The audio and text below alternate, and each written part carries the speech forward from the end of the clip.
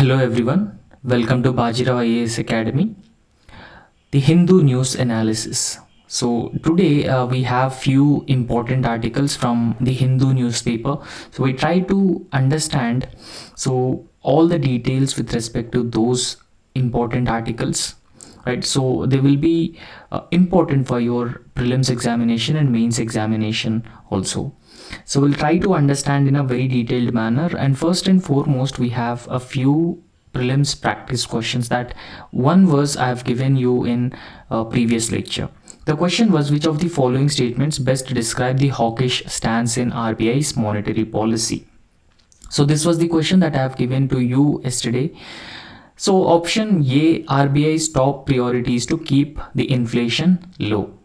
And second statement, cut in the interest rate by RBI is off the table.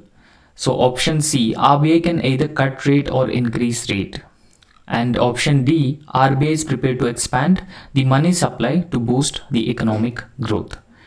Now, one thing that you have to understand here, so whenever we talk about this repo rate and reverse repo rate, so it is primarily decided by the RBI's Monetary Policy Committee, and this is also very often news. We have heard about this Monetary Policy Committee, right? So Monetary Policy Committee actually takes key decisions with respect to repo rate and reverse repo rate, that is with respect to lending by the banks.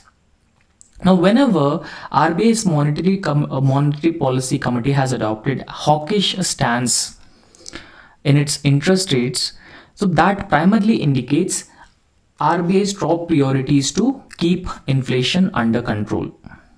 So therefore, the correct answer for this question is option A. So that indicates RBI's top priority is to keep the inflation under control or inflation low. Now, how inflation can be lower or how inflation can be reduced? Through increasing interest rates, we can reduce the increasing interest rates, so we can reduce the inflation, right? So when RBI increased the interest rates, now what happens? Lending or borrowing would become more costly. So in this case, not lending but borrowing would become more costly because RBI increased interest rates. Now, when borrowing become more costly, the investors are not ready to borrow money that much easily. And that is how the circulation of the money in the economy can be reduced. And the major reason for the inflation is excess money in the circulation. So that causes inflation. Now, if RBI plans to control inflation, it increases the interest rates. Okay, so there will be no rate cuts, rather RBI will increase the interest rates to keep inflation under control. So therefore, whenever RBI's monetary policy is talking about hawkish stance in its monetary policy decisions, so that indicates RBI's top priority is to keep inflation under control. Now, I've provided you a brief explanation for this hawkish view of monetary policy. So whenever we talk about the hawkish or inflation hawk, is actually a financial advisor or a policy maker who believes that the monetary policies should maintain high interest rates to curb inflation. And this is what I have explained to you. So through RBI's monetary policy, what they do, they increase the interest rates on lending. So that actually discourages borrowing of money by the investors from the banking sector, and that is where the circulation of the money in the economy can be reduced, and that will help curb or control inflation. So they are primarily interested in high interest rates as they relate to the fiscal policy. And apart from that, these hawks are generally not concerned with the economic growth but support an economy which is operating at a level below its full employment equilibrium, and that is what is known as hawkish view of the monetary policy. And today also I have another very important practice question for prelims examination. So consider the following statements, or consider the following countries: Turkey, Syria, Jordan and Israel. How many of the above countries share borders with Lebanon? Lebanon is a West Asian country, right? So how many of these countries in West Asia shares their borders with the Lebanon? So please answer this question in the comment section and I'll be providing you the correct answer in tomorrow's lecture. So one by one we try to discuss all important articles in this lecture. And first important article is, recently National Human Rights Commission seeks a report on sale of girls. Sale of girls. So this is the sale of girl is a practice known as Nata Pratha. So Nata Pratha is a practice where it involves the sale of girls by their own family members. So that practice is known as Nata Pratha practice. So recently, National Human Rights Commission seeks a report on this practice of Nata Pratha, which is selling of girls. Now, when we talk about the context, we'll briefly understand the context. This National Human Rights Commission issued a notice to Union Ministry of Women and Child Development. And along with this particular ministry, it has also issued notices to Rajasthan state government, Madhya Pradesh, Uttar Pradesh and Gujarat over one particular practice which is known as Nata Pratha. Now what exactly is this Nata Pratha practice? Nata Pratha is a practice where it involves selling of girls by their own families. So the girls in some communities in these states that we have just mentioned, the girls in some communities of these states are sold either on stamp paper or otherwise in the name of illegal or child marriage, mostly by their families, and this particular practice is known as Nata Pratha practice. So one of the most illegal way of child trafficking. This involves child trafficking, and in fact it violates the child rights also, especially the girl child rights also. Now we'll understand briefly what exactly is this Nata Pratha practice. So Nata Pratha is actually a culture in those states that I've just mentioned you. It is a culture that allows the girls to be treated as a property. Now girls are being treated as a property or a commodity, and they can be exchanged like money to solve some conflicts or to pay off their own debts or pay off the family debts. So this particular practice is known as Nata Pratha practice. Remember, this is very, very important because this is concerning the woman. And this kind of a barter practice is most cases masked by the form of marriage.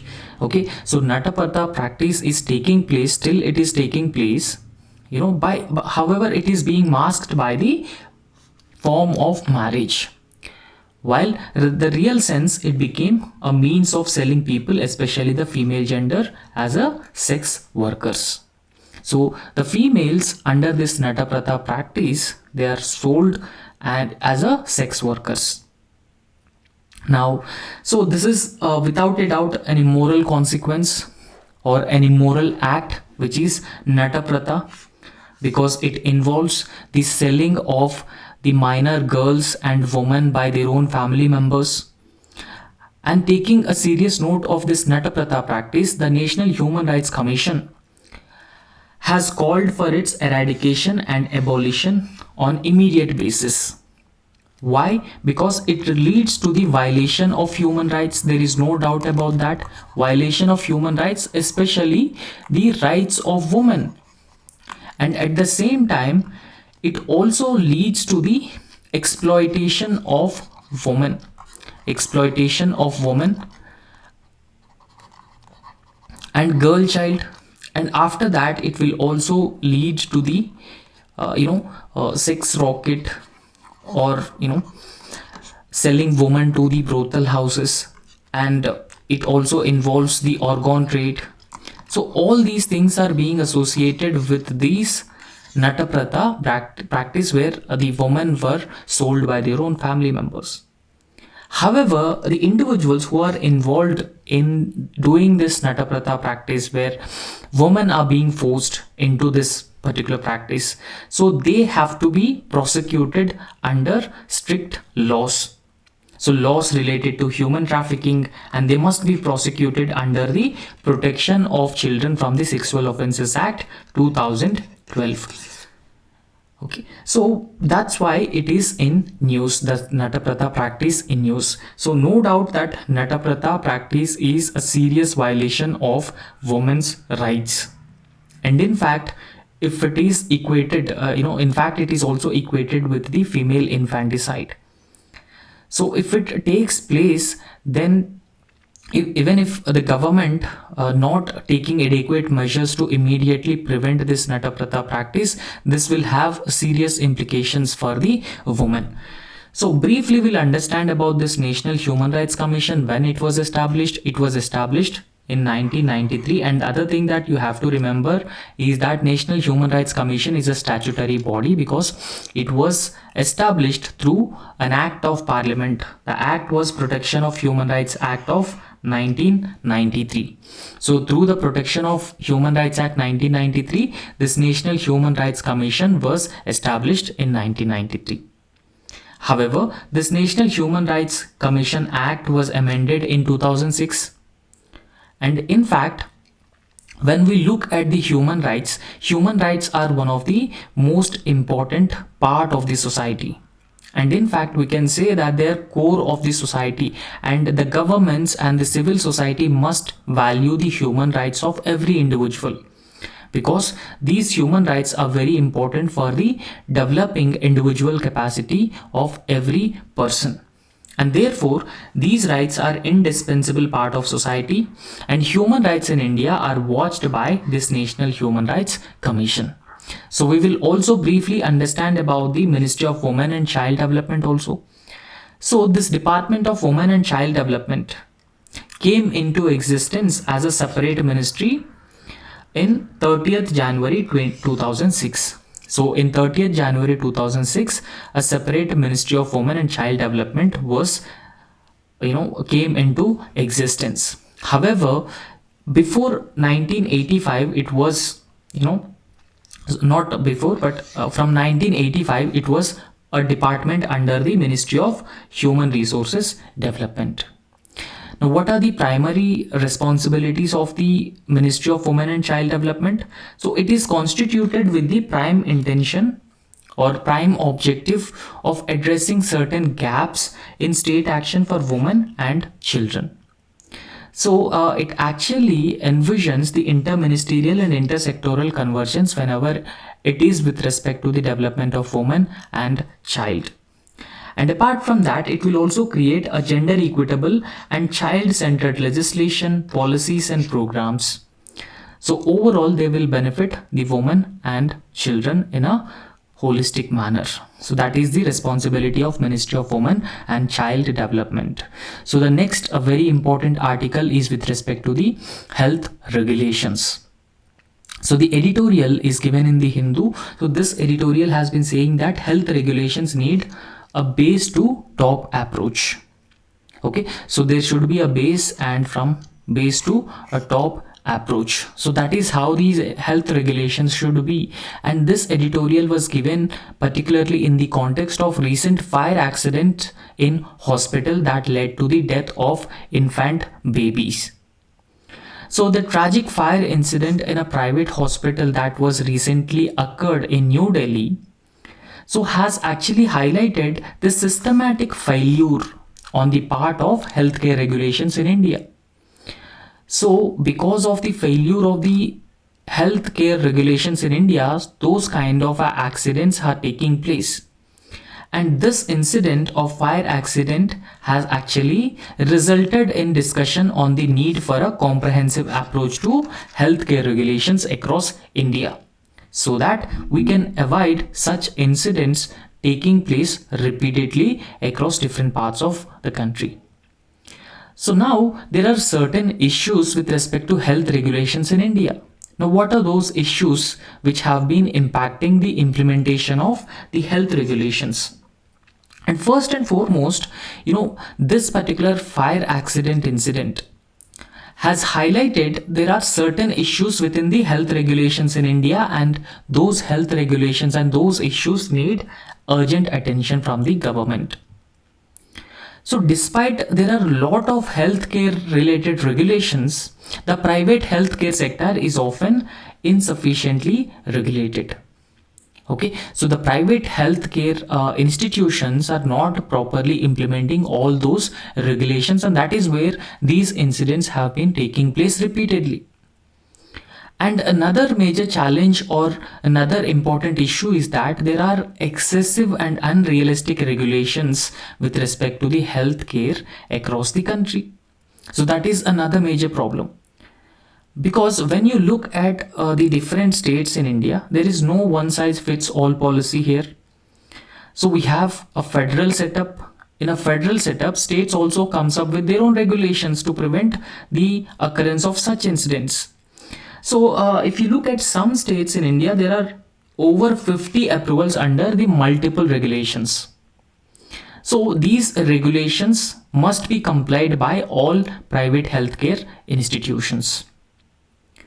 So apart from this, the healthcare quality standards set by the government are often unrealistic and difficult to implement by these private healthcare facilities. Now what they are doing, instead of complying with all those regulations set by the government, they are actually neglecting implementation of those regulations. So one reason is they are complex and unrealistic in nature. And on the other hand, there are multiple and excessive regulations which are being imposed, and it is very difficult for the private healthcare facilities to implement all those regulations. So when they are not able to implement all those regulations, what they will do, they will not following those regulations, and that's where the problem comes. However, we should have a rational regulations with to the private healthcare facilities, and that is where they start implementing those regulations. So we need to have a careful assessment of the vulnerability, and accordingly we should suggest the regulations also to these private healthcare facilities. And apart from that, there is also an inadequate adoption of regulations by the healthcare facilities. There was a legislation called the Clinical Establishments, the Registration Regulation Act 2010. So this particular legislation was adopted way back. So this was adopted 14 years ago. So however, the problem is that this particular legislation, the Clinical Establishment Act of 2010, is still not implemented by many states. So why? The most of the states are giving one reason, that is most of the provisions under this particular legislation are impractical provisions. They cannot be implemented. However, when we look at the primary healthcare centers or the primary healthcare facilities, only 15% to 18% government primary healthcare facilities meet the Indian public health standards. So that is also a problem here. And after that, we need to talk about the mixed healthcare system in India also. Okay, so what does this mixed healthcare system? Now, mixed healthcare system in the sense that both public and private healthcare sectors participating or providing healthcare facilities by both public and private healthcare centers. Because if you look at the presence of private healthcare facilities in India, so it is also said that Indian healthcare is mostly concentrated in the private healthcare, because the private healthcare centers have been providing nearly 70% of the outpatient and 50% of the hospital based services. So the total healthcare is dominated by the private healthcare centers. And in fact, most of these private healthcare hospitals are not affordable for the people,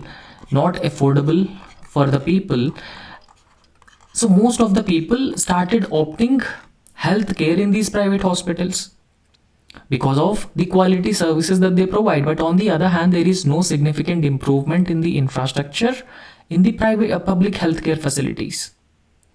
So therefore, people often choose the private healthcare facilities for their healthcare needs, and that is where the problem comes. So after that, we need to talk about the regulation enforcement in the private sector, because in when we talk about Indian healthcare sector, it is dominated by the private healthcare. So since it is dominated by the private sector, it is very, very important that we must implement or enforce the regulations in the private healthcare center so that we can prevent such accidents taking place.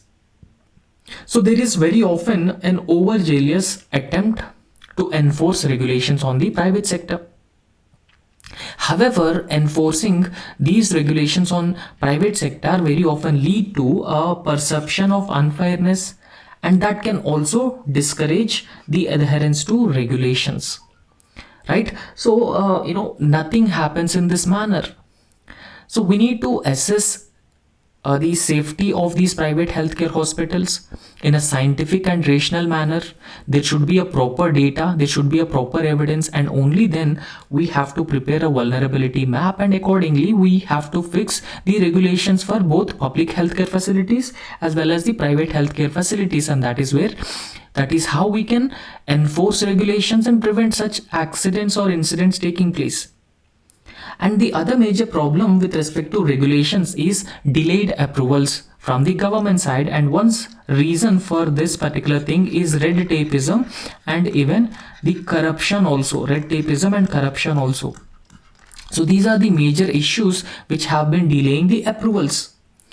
So if you look at the departments across the hierarchy in government, there is a sluggish approval process for the renewals in major concern. Okay, so even if they wanted to renewal any certificate that indicating they have complied with all the regulations, it is a very sluggish process and it takes a lot of time. However, applications submitted well in advance for the renewal are often granted approval months later. So that is the major problem here. However, we must emphasize on need for the affordable care. Now, affordability and accessibility of health care is very, very important, because in India, the out-of-pocket health care expenditure is very, very high. So it is around 42% of disposable income of individuals. So in this context, we must reduce the out-of-pocket healthcare expenditure. So the private sector is not a homogeneous entity. Okay, so we cannot look at the private sector as a single entity. Rather, we have to look into the private sector because it ranges from a single doctor clinics. Within the private sector, there are also single doctor clinics and even the small nursing homes to a large corporate hospitals, even with the 1,000 beds also. Okay, so that is how these hospitals are spread across India. Okay, so we cannot look these hospitals as a homogeneous entity.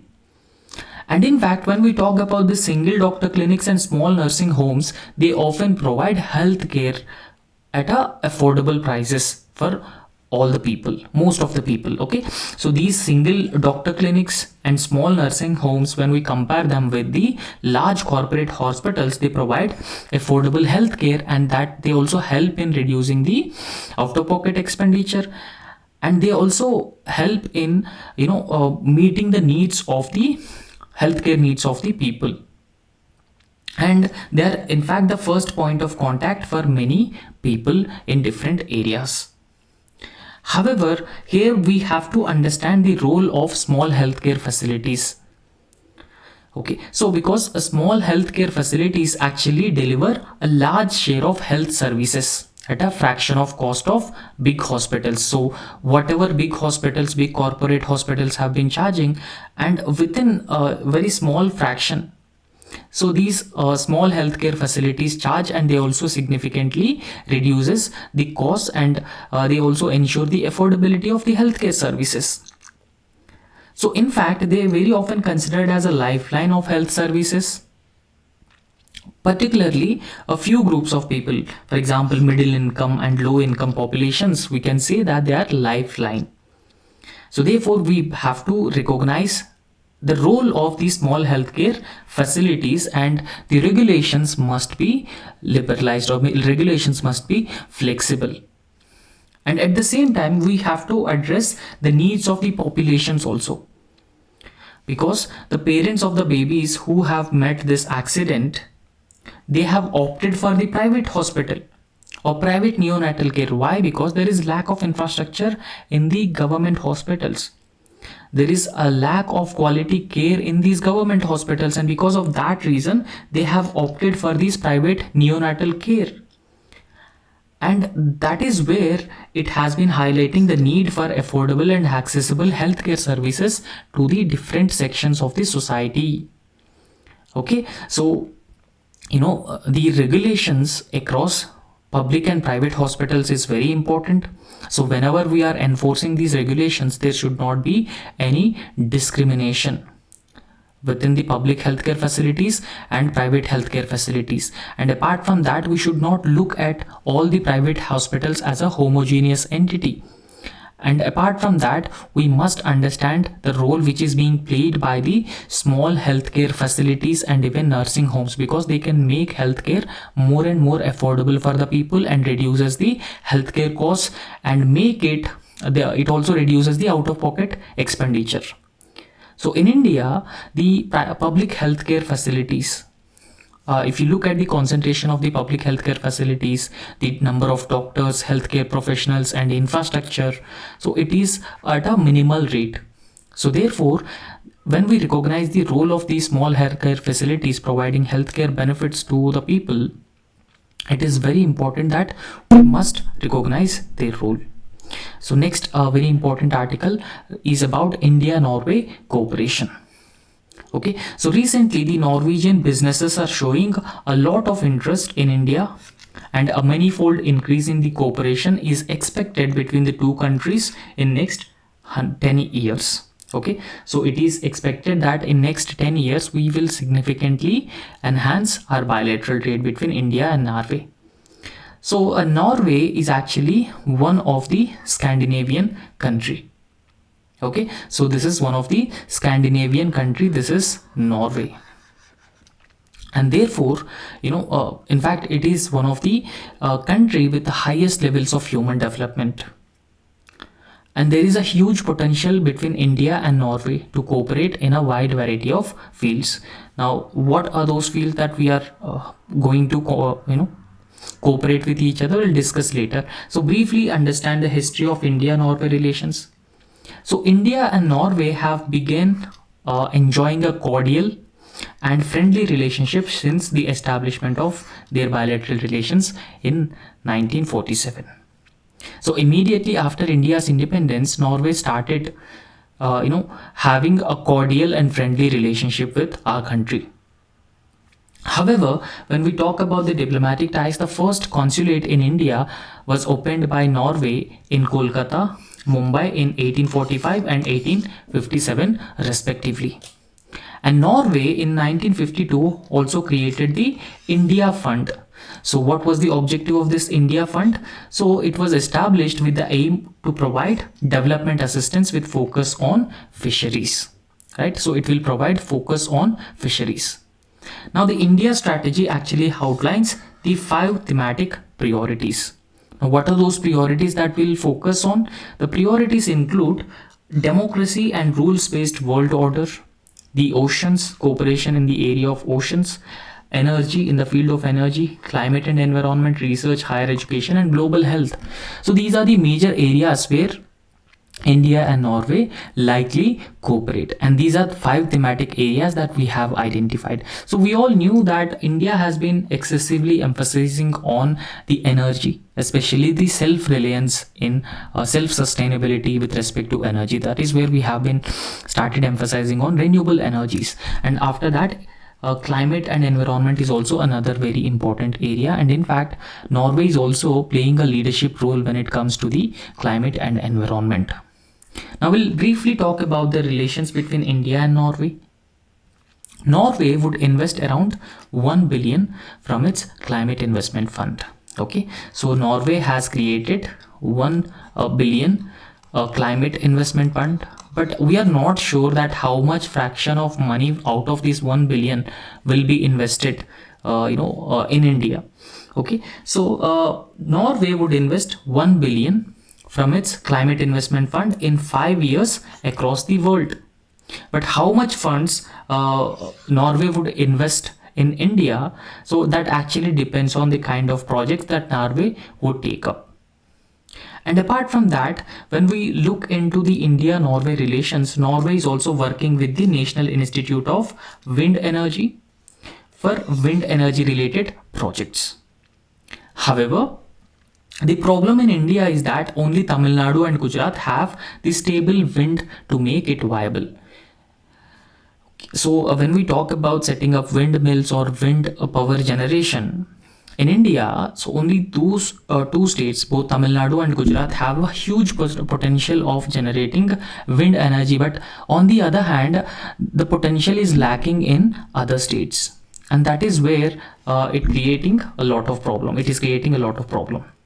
However, Norway is currently working closely with India to find a way to get enough countries to ratify this Hong Kong Convention, and it will be a binding international instrument.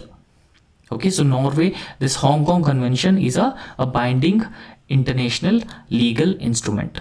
Now, why India-Norway relations are in news? Because of few reasons. So recently, India signed European Free Trade Association agreement, right? So in the European Free Trade Association, there are 4 important countries. Okay, so the role of Norway recently signed, trade pact between India and 4-nation European Free Trade Association bloc is very, very significant. Norway, in fact, not part of this European Free Trade Association, but in fact, it has a huge role to play. Norway has a huge role to play between India and these 4 nations. So apart from that, these Norwegian businesses are actually showing a lot of interest here in India, because India is now the 5th largest economy, and in fact India is also one of the fastest growing global economy. Okay, so fastest growing, biggest economy. So therefore, this particular free trade agreement has a lot of importance, because Western businesses also feel secure and can now rely on this framework for them to operate within. So this is what the Norwegian representative has actually said. And in fact, the India, European Free Trade Associations agreement contribute a lot in terms of promoting investments in India. So this is, European Free Trade Association is the first trade treaty with an investment option.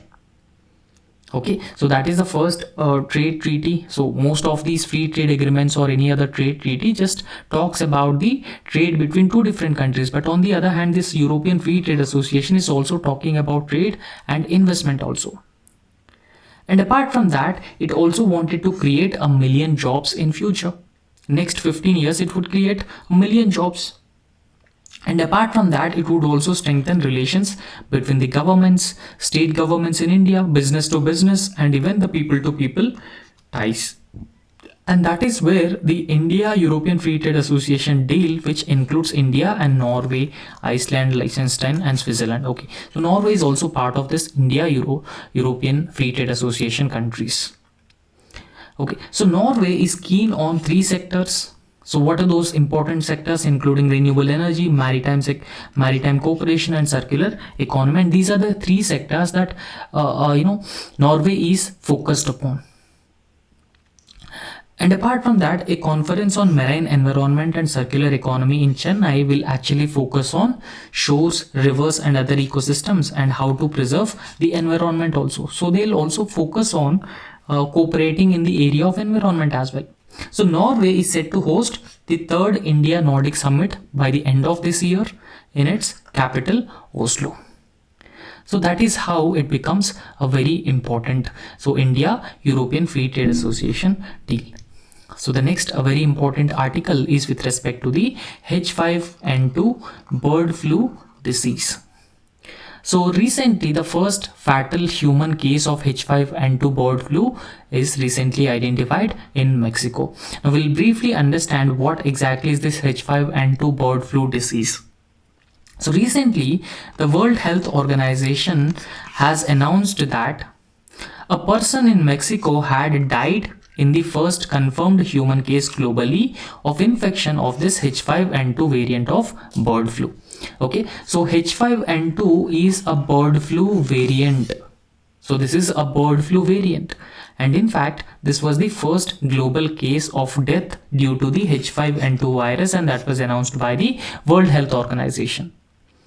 So a patient who died on April 14, 24, so after developing few symptoms like fever, shortness of breath, diarrhea, nausea, and in fact there was no history with respect to how he contracted this particular disease. However, there was no history of exposure to the poultry or other animals and multiple underlying medical conditions. Okay, so the first laboratory confirmed human case of infection with the influenza A. So influenza A is otherwise called as H5N2 virus reported globally. So it was reported globally. Right. So the source of exposure to the virus was unknown. So it is not known how this virus spreads to that particular individual. So although the most of the H5N2 cases are reported or traced back to the poultry industry in Mexico. Okay, so we do not know how this person who died of H5N2 virus actually contracted this disease, contracted this H5N2. Rather, it is believed that most of the H5N2 cases are actually related to the poultry industry in Mexico. However, the other outbreaks within Mexico are also being identified. And therefore, the WHO is trying to establish a link between the human case and the poultry infections. So far, we don't know how it has been infected to that particular individual, because as of now the World Health Organization has been saying that the risk of getting this H5N2 virus is very low. But when we talk about the mortality of this H5N2 virus, the mortality is very high. It is around 60%. So whenever 100 individuals are infected with this H5N2 virus, 60 individuals would die. So that is the kind of a mortality rate with respect to the H5N2 virus. So there is also another different variant of bird flu, that is H5N1. So it has been spreading for weeks among dairy cows in United States.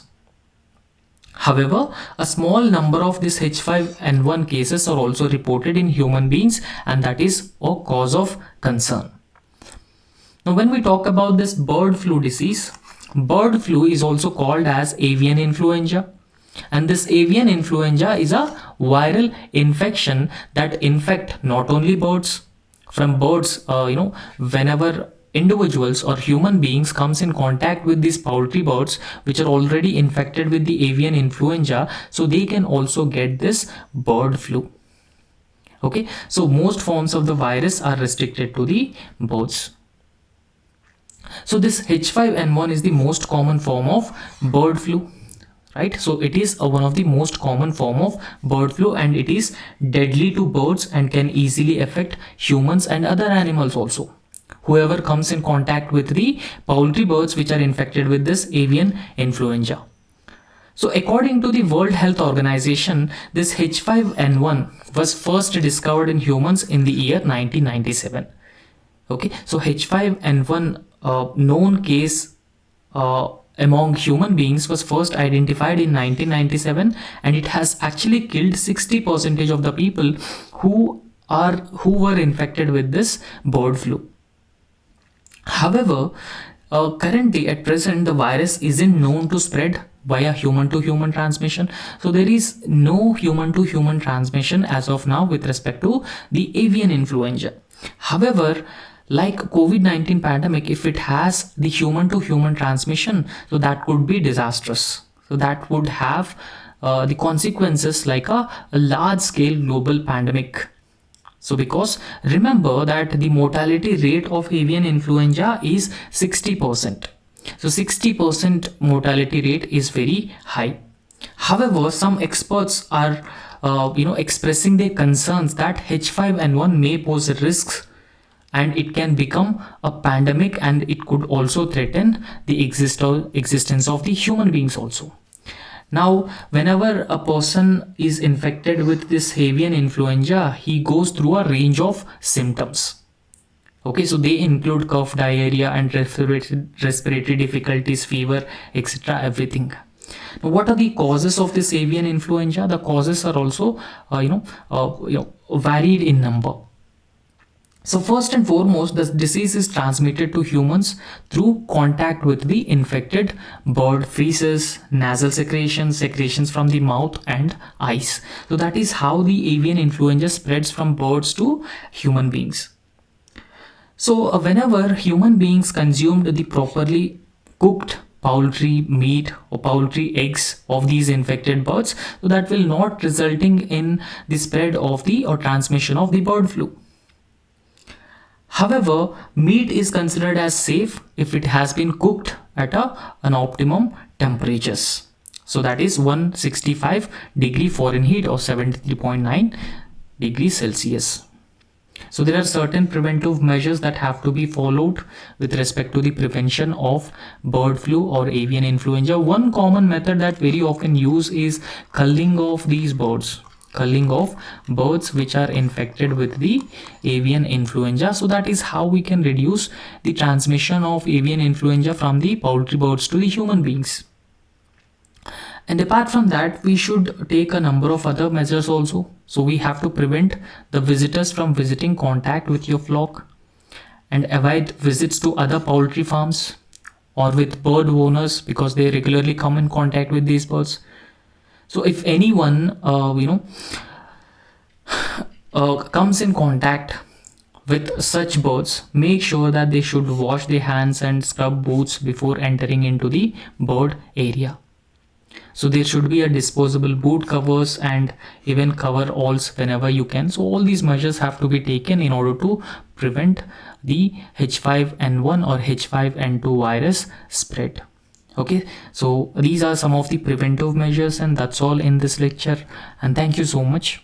So please subscribe our YouTube channel and also hit the like button. Thank you.